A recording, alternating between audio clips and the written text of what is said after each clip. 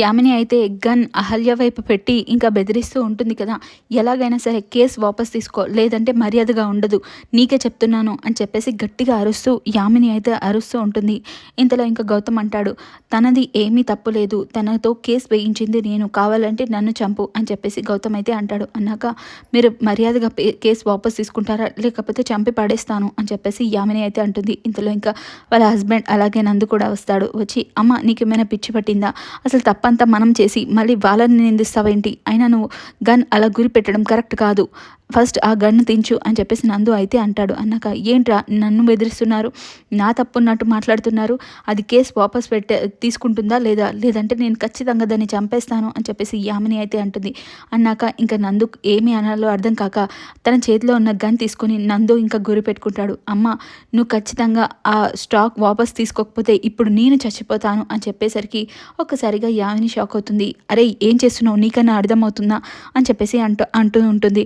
అవును అహల్య వాళ్ళది ఏం తప్పు లేదు, తప్పంతా మనం చేసి ఇంకా వాళ్ళని నిందించడం ఎందుకమ్మా, నువ్వు నిజం చెప్తున్నాను, నువ్వు స్టాక్ వాపస్ తీసుకోకపోతే ఇప్పుడే నేను ఈ గన్ షాట్తో చచ్చిపోతాను అని చెప్పేసి నందు అయితే అంటాడు. అన్నాక ఇంకా యామిని వాళ్ళ భర్త అంటాడు, ఎందుకు ఇదంతా గొడవ, నువ్వు స్టాక్ వాపస్ తీసుకో, వాళ్ళ కేసు వాపస్ తీసుకుంటారు, ఇదంతా గొడవ ఎందుకు ఇప్పుడు, ప్లీజ్ వాపస్ తీసుకో అని చెప్పేసి అంటూ ఉంటాడు. ఇంతలో ఇంకా యామినికి ఏం చేయాలో అర్థం కాదు. ఇంకా అతనైతే ఫోన్ చేస్తాడు, చేసి స్టాక్ వెనక్కి రప్పించు ప్లీజ్ ప్లీజ్ అని చెప్పేసి అడుగుతూ ఉంటాడు. ఇంతలో ఇంకా యామిని ఫోన్ తీసుకొని స్టాక్ వెనక్కి రప్పించండి అని చెప్పేసి తనైతే చెప్తుంది. చెప్పాక సరే ఇప్పుడు అమ్మ స్టాక్ వాపస్ తీసుకుంది కదా, మీరు కూడా కేసు వాపస్ తీసుకోండి గౌతమ్ గారు అని చెప్పేసి నందు అయితే అంటాడు. అన్నాక సరే అని చెప్పేసి ఇంకా వాళ్ళైతే కేసు వాపస్ తీసుకుంటూ ఉంటారు.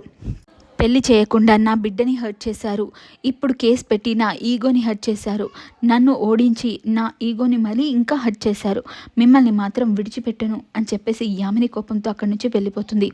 ఇది ఇలా ఉండగా ఇంతలో ఇంకా గౌతమ్ వాళ్ళ నానమ్మ అంటూ ఉంటుంది, అసలు ఏం జరుగుతుందో నాకు అర్థం కావట్లేదు, యామిని ఎంత కోపంగా వెళ్ళిందంటే ఖచ్చితంగా నందు శ్రావ్యాల పెళ్ళి అయితే జరిపించదు, మీకు ఏం పని లేదా, ఈ కేసు వాపస్ తీసుకుంటే అయిపోతుందే కదా, ఇంత దాకా తీసుకొచ్చారు, ఇప్పుడు ఏం గొడవ చేస్తుందో ఏంటో అని చెప్పేసి తనైతే అంటుంది. ఇంతలో ఇంకా నందు అంటాడు, అమ్మ గురించి నాకు తెలుసు, అమ్మ గురించి మీరేం బాధపడకండి, ఈ పెళ్ళి ఎలాగైనా జరుగుతుంది అని చెప్పేసి నందు అక్కడి నుంచి వెళ్ళిపోతాడు. వెళ్ళిపోయాక ఏం చేస్తుందో ఏమో, నాకు నందు చెప్పిన మాటలలో ఇంకా యామిని కోపంలో నాకు అసలు ఏమీ అర్థం కావట్లేదు అని చెప్పేసి తనైతే అలా అక్కడి నుంచి వెళ్ళిపోతుంది.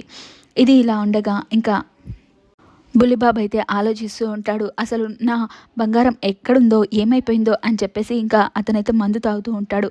ఇంకా నేనైతే డిసైడ్ అయిపోయానురా, ఇంకా నా బంగారం ఎక్కడుందా అని చెప్పేసి ప్రకటన ఇస్తాను, పేపర్లో ప్రకటన ఇస్తాను, తనని వెతికి చూయించిన వాళ్ళకి 25,000, అలాగే తనని పట్టుకొని తీసుకొని వచ్చిన వాళ్ళకి 50,000 అని చెప్పేసి ప్రకటన ఇస్తాను అని చెప్పేసి ఇంకా ఆ రౌడీ అతనితో చెప్తూ ఉంటాడు. అన్న నువ్వు ఎట్టకేలకి ఇప్పటివరకు మంచి డెసిషన్ తీసుకున్నావన్న, పేపర్ ప్రకటన ఇయ్యన్నా అని చెప్పేసి తనైతే అంటాడు. ఇంకా బుల్లిబాబు ఇంకా నన్ను మాత్రం వదిలి నువ్వు ఎక్కడికి వెళ్ళలేవు బంగారం అని చెప్పేసి తనైతే అనుకుంటూ ఉంటాడు. ఇది ఇలా ఉండగా ఇంకా గౌతమ్ అలా వర్క్ చేసుకుంటూ ఉంటాడు. ఇంతలో అదితి అక్కడికి వస్తుంది. వచ్చి గౌతమ్ నన్ను గుడికి తీసుకెళ్ళవా అని చెప్పేసి అడుగుతుంది. అడిగాక నాకు కొంచెం వర్క్లో ఉన్నాను, నాకు కుదరదు అని చెప్పేసి గౌతమ్ అయితే అంటాడు. అన్నాక నేను నిన్ను తీసుకెళ్ళి ఏం పెళ్లి చేసుకోనిలే, మర్యాదగా తీసుకెళ్తావా తీసుకెళ్ళవా అని చెప్పేసి అడుగుతూ ఉంటుంది. ఇంతలో ఇంకా గౌతమ్ వాళ్ళ అక్క అవంతిక అక్కడికి వస్తుంది. నేను గుడికి వెళ్తున్నాను, ఎవరైనా నా తోడు వస్తారా అని అడుగుతుంది. అడిగాక ఏం టైమింగ్ తల్లి నీది అని చెప్పేసి ఇంకా అదితి తిట్టుకుంటూ ఉంటుంది. ఇంతలో అక్క ఇప్పుడే అదితి అదే అడుగుతుంది, సరే మీరిద్దరు వెళ్ళి రండి నాకు పని ఉంది అని చెప్పేసి గౌతమ్ అయితే అంటాడు.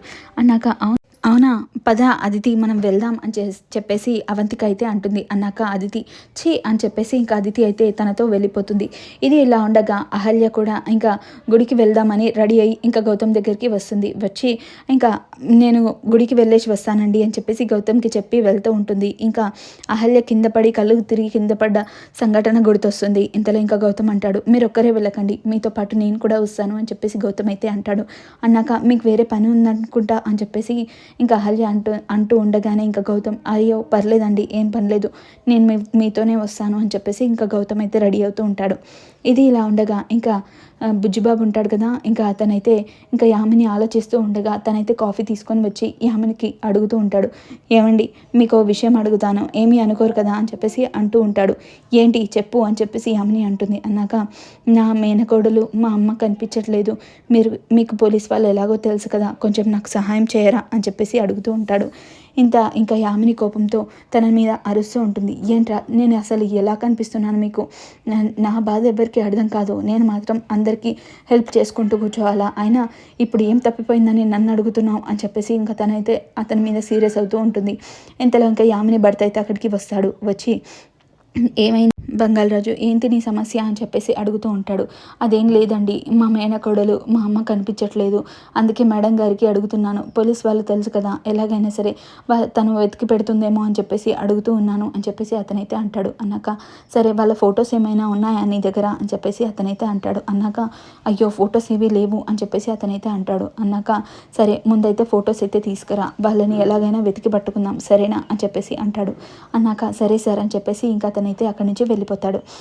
నందు శ్రావ్య ఇద్దరు కలిసి ఇంకా అర్జున్ ప్రసాద్ దగ్గరికి వెళ్తారు. వెళ్ళి మా పెళ్ళి ఎలాగైనా చేయండి, తొందరగా వీలయ్యేటట్టు చూడండి అని చెప్తే యామిని ఒప్పుకోకుండా ఇంకా మీరు పెళ్ళి ఎలా చేసుకుంటారు ఇప్పుడు అని చెప్పేసి అర్జున్ ప్రసాద్ అయితే అంటాడు.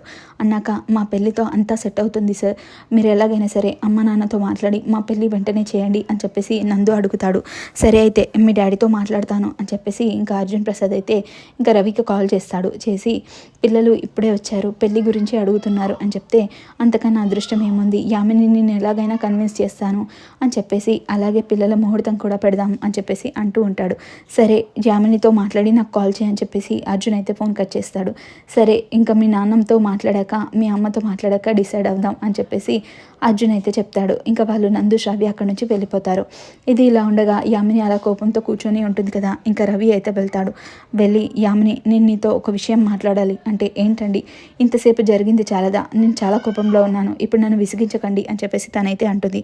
అన్నాక పిల్లల పెళ్లి గురించి మాట్లాడదాం అనుకుంటున్నాను అంటే ఏం ముఖం పెట్టుకొని వాళ్ళు ఇక్కడికి వస్తారు, ఏం ముఖం పెట్టుకొని మాట్లాడదాం అనుకుంటున్నారు, అసలు కొంచెమైనా బాధ్యత ఉందా, బుద్ధి ఉందా, నా పిల్లని ఇంట్లో వదిలేసి ఇంకా వాళ్ళ పిల్లల భారం అయితే వదులుకుంటున్నారు కదా అని చెప్పేసి తనైతే అంటుంది. అన్నాక ప్లీజ్ నా మాట విను, అవన్నీ మాట్లాడకు, ఎంతకైనా మన పిల్లలు కదా, మన పిల్లల పెళ్ళి మనం చేయాల్సిన బాధ్యత మన మీద ఉంది అని చెప్పేసి తనైతే అంటూ ఉంటాడు.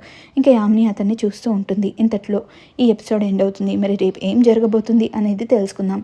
Thank you for watching.